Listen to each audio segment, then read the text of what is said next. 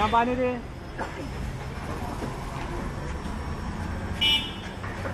അതല്ലടാ നീ ഇന്നലെ പറഞ്ഞു. ഞാൻ അവരോട് പറഞ്ഞില്ലേ ഒരിക്കലും പ്രിന്റ് എടുത്ത് അതാ പ്രശ്നമോ. എന്നോട് ഞാൻ ചോദിച്ചില്ലേ പെട്ടെന്ന് വേണോന്ന്. അന്നേരം ഇനി പറഞ്ഞ് ഇനി എന്നാ ഇന്നലെ ഇനി പറയണ്ടേ. എന്നാല് അതല്ലേ ഇന്നലെ ചെയ്തത്. അല്ല എത്ര വേണോ ഇന്ന് നടക്കില്ല, നാളെ